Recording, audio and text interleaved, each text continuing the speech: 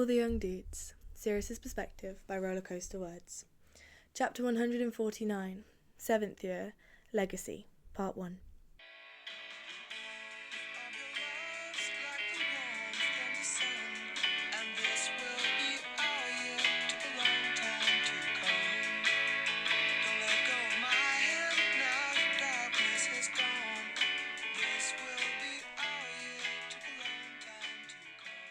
You could nick it.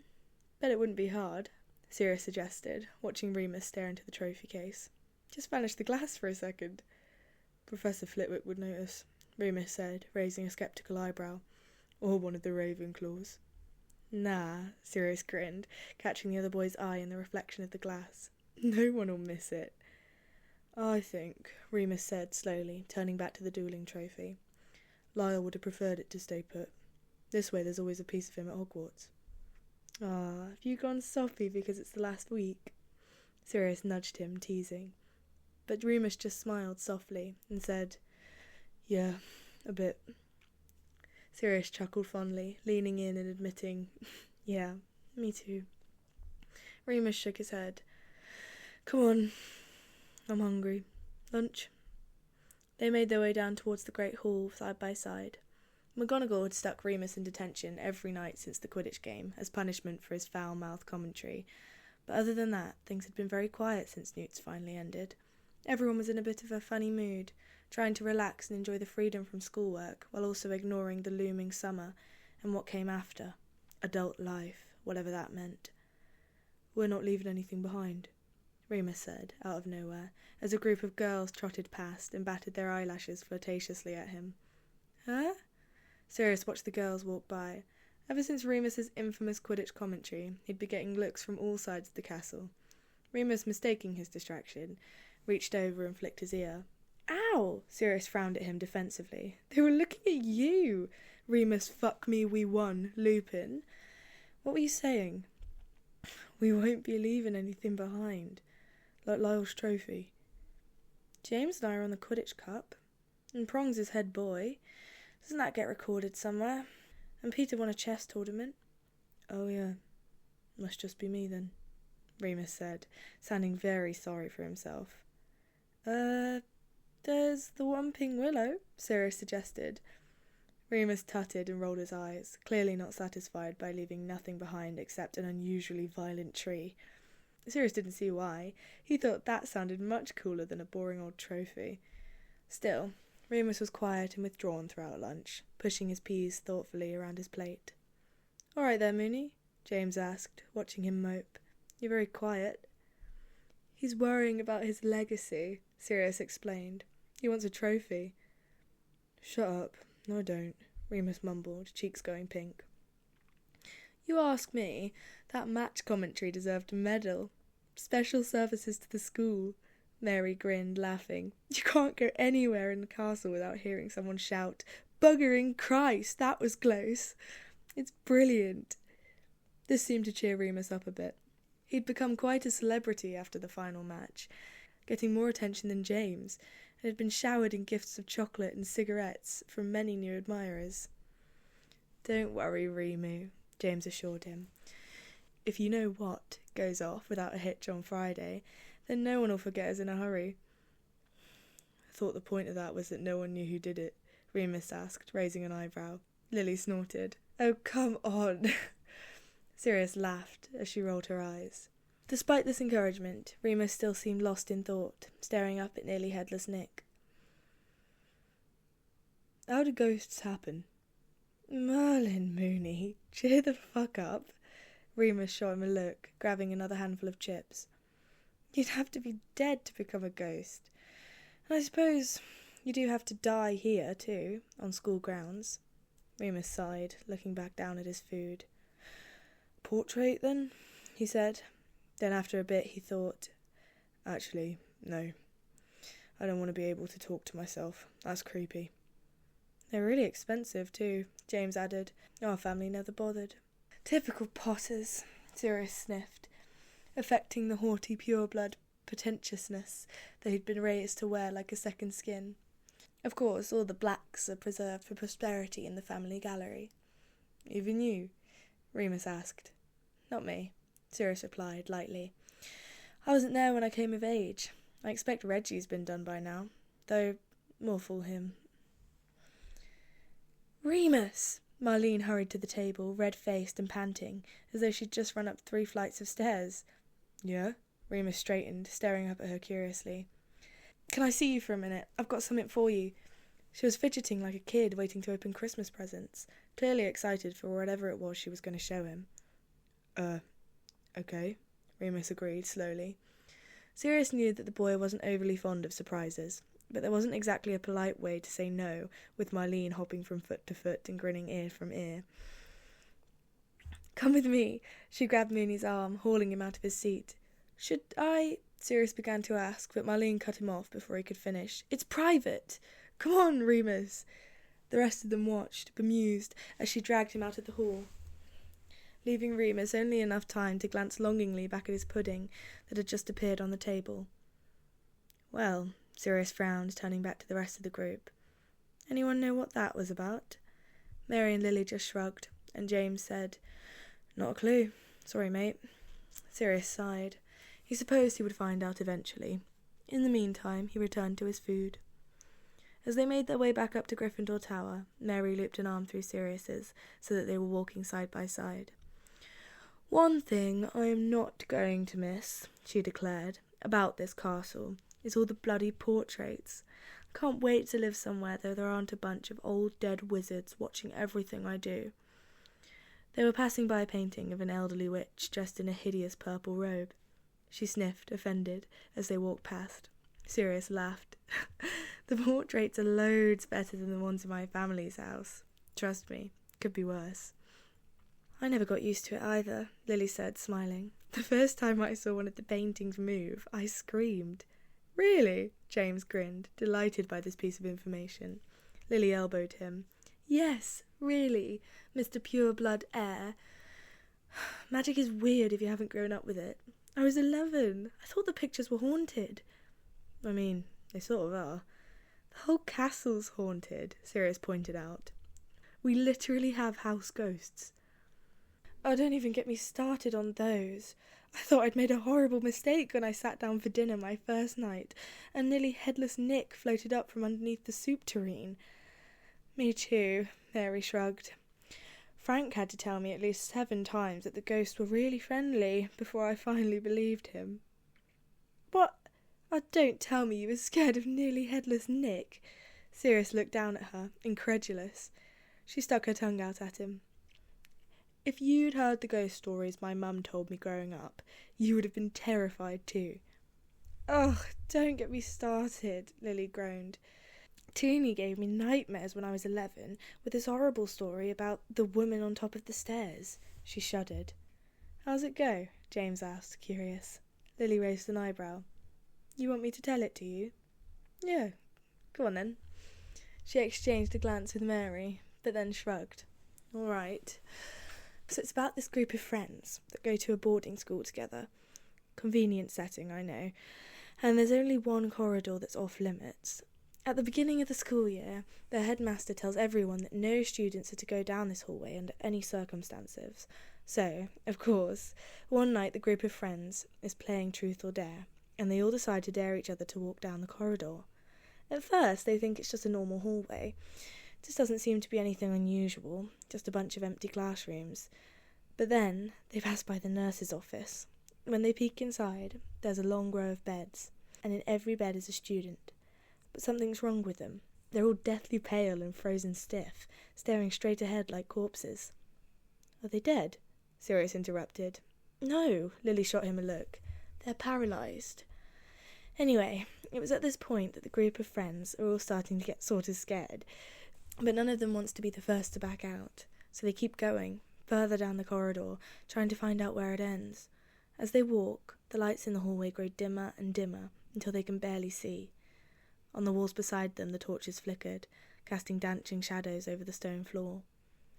Eventually, they're walking through pitch darkness. None of them can see a thing. They have to feel along the wall to make sure they're going the same way. All their friends are very scared at this point. They're just beginning to wonder if they should turn around and try and go back when one of them sees something, a light, further up ahead. "Wait, Why didn't they just turn around when the lights go out in the first place? Why would they keep walking? James reached over to slap Sirius on the back of the head. Stop interrupting, Padfoot. She's trying to tell a story. Thank you, James, Lily said primly. Where was I? Oh, right. So, they keep walking down the hallway, and finally they get to the end. They were expecting to come out into another part of the school, but instead there's nothing except a staircase. Lily dropped her voice dramatically, at the same moment that their group reached the spiral staircase to go up to Gryffindor Tower.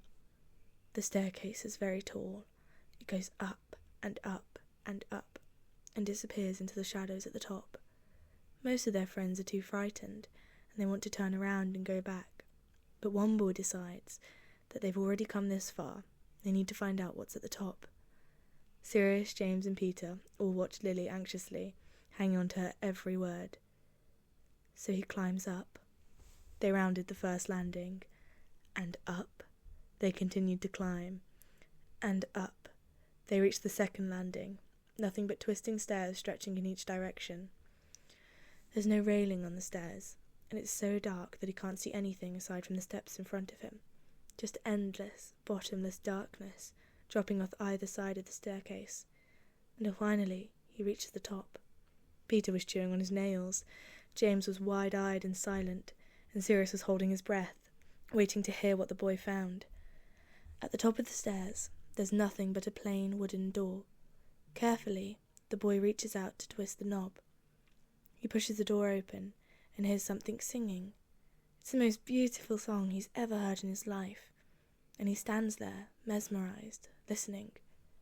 Behind the door, there's nothing but a small room, with a small table and a small stool, and a beautiful woman with long black hair. She's brushing it over and over and over and singing to herself. They were nearly at the top of the stairs now. All three boys' eyes remained on Lily. As the boy stands, watching, she begins to turn around. They finally rounded the last turn of the staircase. The corridor leading to Gryffindor Tower was in sight.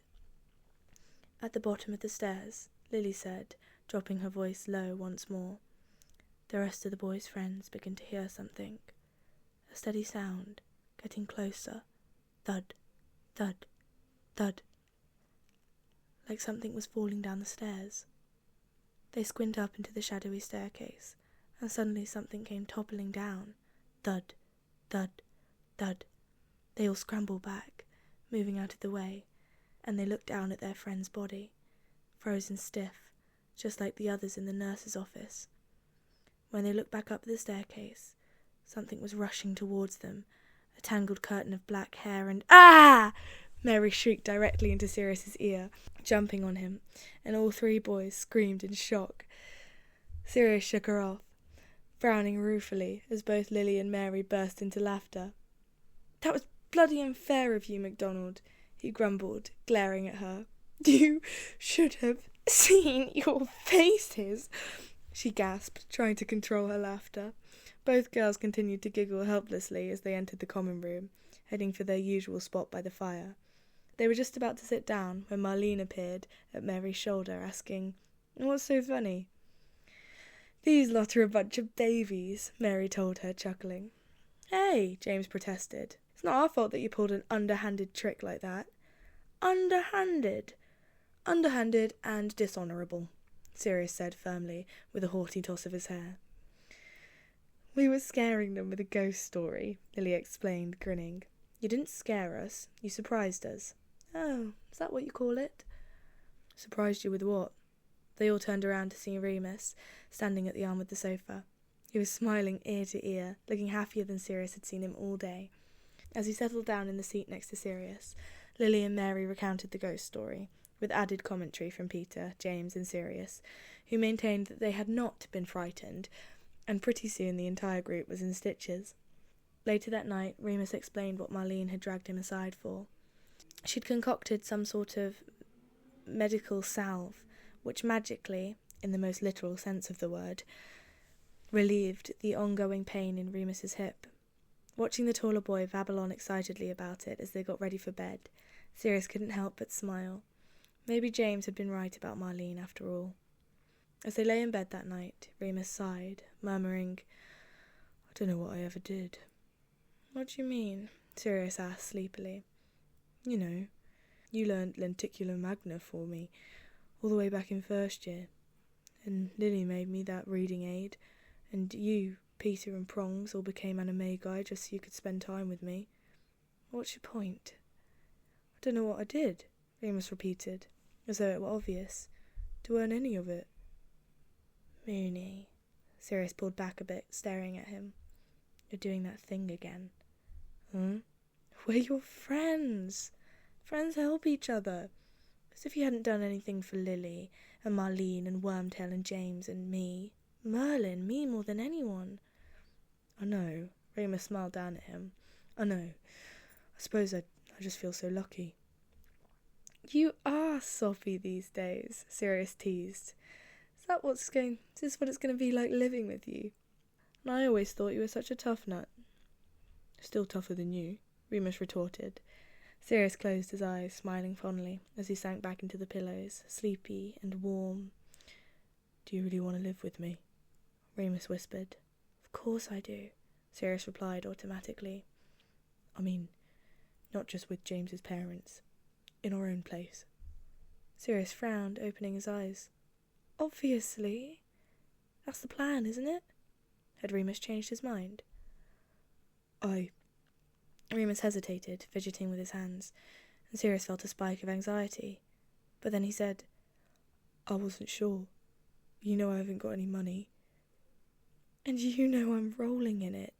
Sirius resisted the urge to roll his eyes. He was really worrying about this again. "What's mine is yours. I don't want you to be worrying about boring crap like that." "It's only boring because you've never had to think about it." "Well, now you don't have to think about it either. Got it?" "Okay." Remus deflated slightly, finally settling into the blankets. After a moment, he asked, "Where shall we live, then?" "London," Sirius responded immediately. "Muggle London." "In a big house?" "No," Sirius said thoughtfully. "I don't like big houses. Too many empty rooms. If it's just the two of us, we don't need all that space." Remus seemed to accept that, and they both fell silent. Sirius was just beginning to drift off again when the other boy whispered, "I want you to meet Hope." He opened his eyes. "What?" "She's dying," Remus said calmly. "Lung cancer. It's a thing Muggles get. Anyway, it can't be cured, and I don't think she has more than a year." Sirius blinked, completely floored. He'd known Remus's mum was in the hospital, but she was still so young. He'd figured that she'd eventually get better. "Moony, I'm so sorry. I had no idea."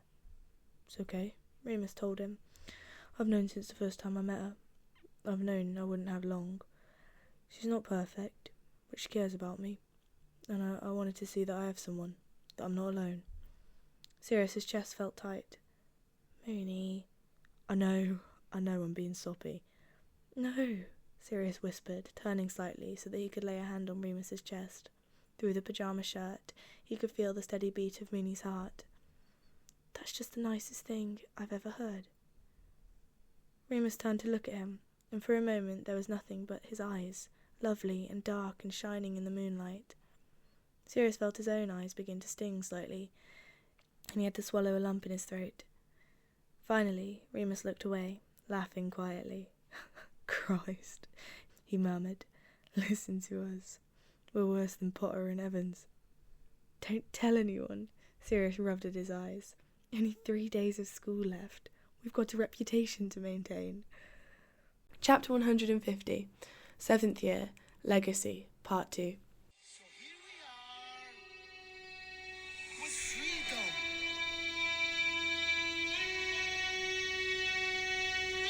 Within our sweaty, greedy grasps.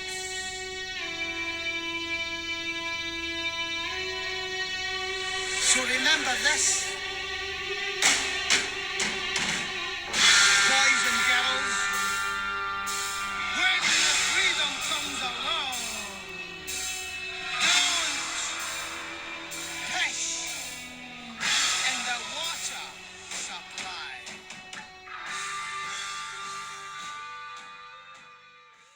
Oi, you missed one. What? James spun around, glancing down the corridor they had just run through. There was a single stationary suit of armour left on his side of the hallway, while the others had hopped down from their stands and began to move about, strolling aimlessly back and forth, or dancing odd, jerky little jigs. Oh, bollocks! The signal had just gone off a few minutes ago, a shower of golden sparks from behind the greenhouses, bright enough that anyone looking out at the window could see them. Across the castle, the entire inter-house prank cooperative were casting their spells, setting everything into motion. For Sirius and James, that meant enhancing the suits of armour with Potter's patented locomotion charm. They had just finished the first corridor when a rush of flapping wings came from outside. James ran over to join Sirius at the window, where they craned their necks over to watch every owl in the Hogwarts owlery swoop down over the lawn, twisting through the archways and disappearing into the castle. In minutes, the dungeons would be completely flocked. "Blimey!" Sirius laughed. "Oh, Mooney's done it again." "Come on," James clapped him on the back, grinning. "Still got the second floor." They made their way hurriedly through the corridors. More and more students began to pour into the hallways, startled by the chaos erupting around the castle. Bathrooms exploded in pink foam, portraits sang at the top of their lungs, clock hands whirled around madly, as if they'd been possessed. Peeves soared overhead, flinging arms of pink foam at unsuspecting students and cackling euphorically. "Brilliant!" Sirius laughed, feeling as if his face might split from smiling so hard. "Bloody brilliant!" After months of work, scheduling meetings, planning out which charms to use, teaching the younger students to actually perform those charms correctly, everything was finally coming together. "Wait until we tell the Pruitts about this," James said, pulling Sirius onto a window ledge so that they could survey their work. "Bet no one's ever managed to pull off anything quite so massive before." "It's not done yet." Sirius jumped back down. "Come on, we've got to get outside before we miss all the real action." Outside, it was a perfect day. Clear blue skies and balmy weather. Most of the students were pouring out onto the lawn in varying states of disarray. Some had pink bubbles in their hair, while others stumbled about, wiping frosting from their faces. And still others were dripping wet, looking very confused at their waterlogged robes. It was pandemonium. "Someone flooded the Great Hall. Like someone was throwing cakes, but there was no one there. Pink bubbles in every bathroom. I was just trying to wash my hands. I never want to hear ABBA again. Where did all the owls come from?" As James and Sirius pushed through the crowd, a buzz of voices followed them, younger students turning to stare up with expressions that ranged from awestruck and admiring to sour and wary. "Look, it's them. Marauders. We should have known." "No, but I saw the third years casting a spell on the portraits. I swear I saw Lily Evans cast the bogey hex. She's head girl, you dolt. She wouldn't..." They passed by 2 fifth years before they could hear the rest of their conversation, but Sirius elbowed James anyway, laughing. "Tell me, Prongs, how does it feel to finally have corrupted Hogwarts head girl?" "Hey, the bogey bombs were her idea. If anything, I was the one corrupted," James protested, boisterously. Sirius rolled his eyes. They found Peter near the greenhouses, where he'd sent up the signal. "Did it work?" he asked them, wringing his hands. "Was it bright enough? Did I do it at the right time? I wasn't sure." "It was perfect, Pete." James cut him off, slinging an arm around his shoulder. "You were brilliant." Peter beamed. "Wait until you see the inside of the castle," Sirius added. "Absolute chaos. It's magnificent." "Everything worked, then?" "Exactly according to plan." The 3 boys grinned at each other, eyes bright, hearts pounding. Then James reached out, throwing his other arm around Sirius's shoulders and turning all 3 of them back towards the lake. "Come on, it's time for the grand finale." By the time they made their way back over to the lake, most of the Hogwarts student body appeared to have made it out of the grounds, milling around aimlessly and chattering about what was happening inside the castle. It was a huge crowd to search through. Luckily, Remus Lupin towered at least a foot above most of the students, and the marauders were able to spot him fairly quickly. As they shoved their way over towards Mooney, it soon became apparent that he wasn't alone. Sirius spotted Christopher's familiar mousy blonde head bobbing anxiously next to the taller boy, and as they moved closer, he caught sight of Snape. dripping globs of green slime and shouting furiously. Remus didn't seem perturbed in the slightest, standing with his arms folded stoically and one eyebrow raised at the scene Severus was making. The students around them were pointing and laughing, clearly amused by whatever it was that was going on. "Hey, Prongs, look, they got Snivelus," Sirius called over his shoulder, absolutely delighted as he finally reached Mooney's side. "Excellent." "It's a good look, if you want my opinion," James replied, smirking, patting Remus's shoulder as they walked up. Sirius's heart gave a little lurch as he realised that Regulus was there too, hovering unobtrusively behind the still furious Snape, and looking utterly bored with the whole ordeal. The moment Sirius spotted him, though, Reg rolled his eyes and strolled away, moving further down to join a different group of Slytherins. In front of them, Snape was still ranting. "When Dumbledore finds out you're behind this, he'll—" "What?" Sirius interrupted, rolling his eyes and leaning casually against James's shoulder. "Expel us? On the last day of school?" "You'll pay," Snape hissed, seething. He spun around, spattering green slime from his robes and causing the surrounding students to step back as he hurried off towards his housemates. "Slow down, Snively," Peter shouted, giddy with their success. "You don't want to miss the grand finale." "Wormtail!" Sirius gave him a meaningful look, along with a kick in the shin. "Shh!" Remus ushered them away. "Come on, it's nearly time." They followed after Mooney, who guided them to one of the only open patches left by the edge of the lake, which just so happened to put them closer to Regulus and his slimy little clique, who were still muttering and scowling amongst themselves. Sirius spoke without thinking, adrenaline crackling in his veins. See if Regulus tried to ignore him now.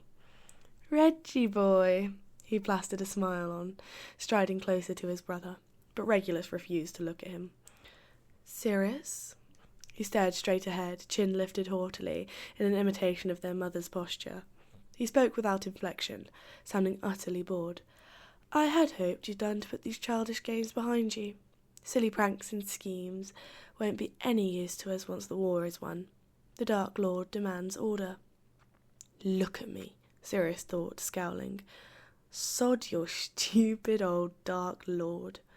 He tried to remain as unruffled as Reggie, not wanting his brother to get the upper hand. It was a bit pathetic, the way the 3 sentences were enough to make him want to grab the younger boy and shake him, to do something drastic, to shout or scream. He didn't want to make himself look like an idiot, the way Severus had. There was quite a crowd gathered around the lake now. Lily had found her way over to them and was holding James's hand. When Regulus didn't bother to reply, Sirius forced himself to swallow and turn away, fighting the adrenaline that urged him to do something. Fortunately, the Hogwarts clock struck noon just at that second, and James whistled loudly, grabbing the attention of the entire inter-house cooperative team, along with half of the other students gathered around the lake. It was time. Beside Sirius, Remus was grinning, eyes dancing with mischief. Their eyes met, and adrenaline pulsed again in Sirius's blood, warmer this time, and sweeter.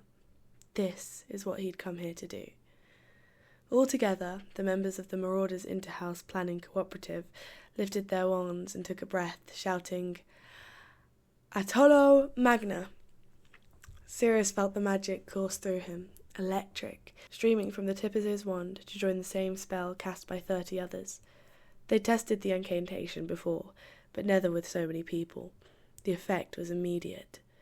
The surface of the lake in front of them distorted, rippling and glistening strangely with the early summer sunshine.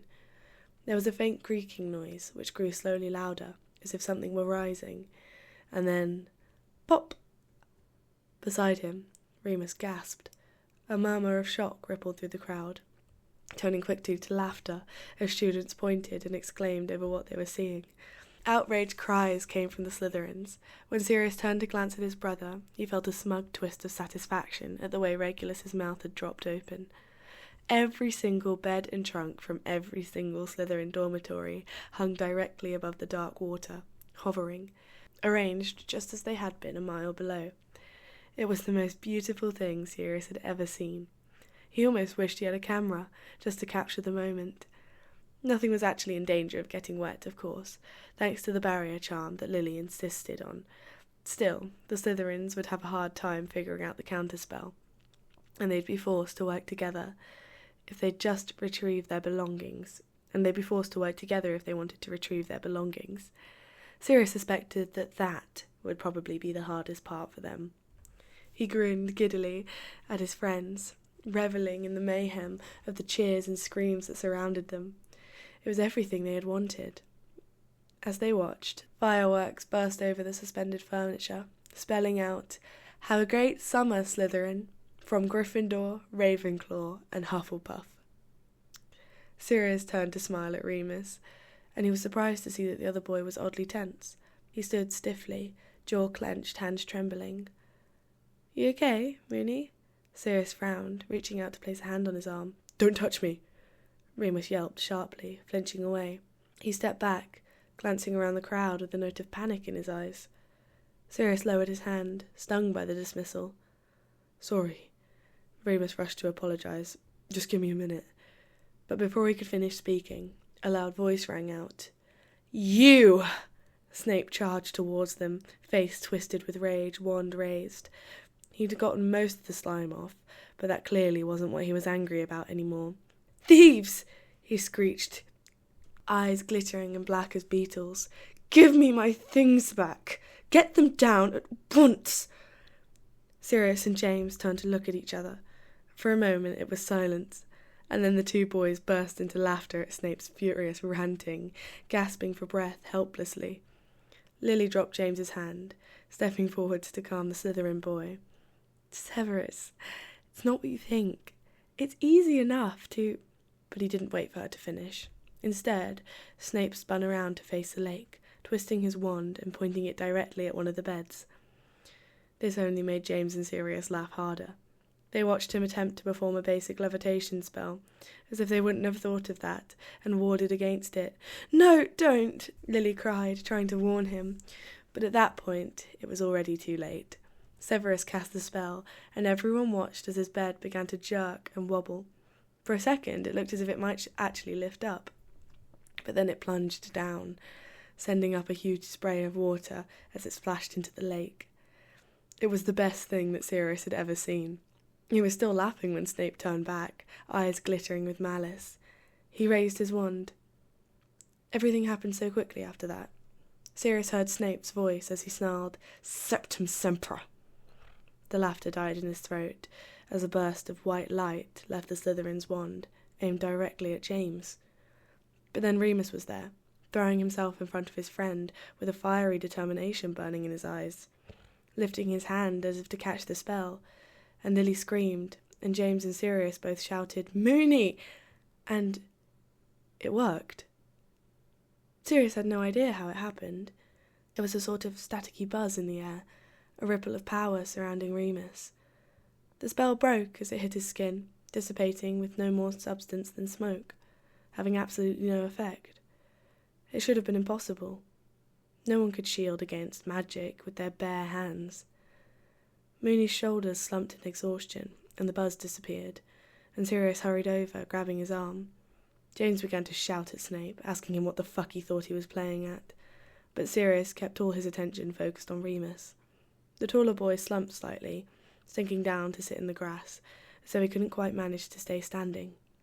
Sirius crouched down next to him, scanning his face, trying to figure out what the hell had just happened. Had the curse done something? It wasn't a spell that Sirius had ever heard before. "Moony?" "I'm okay." What the fuck was that? He kept his voice low, whispering, heart pounding in his chest.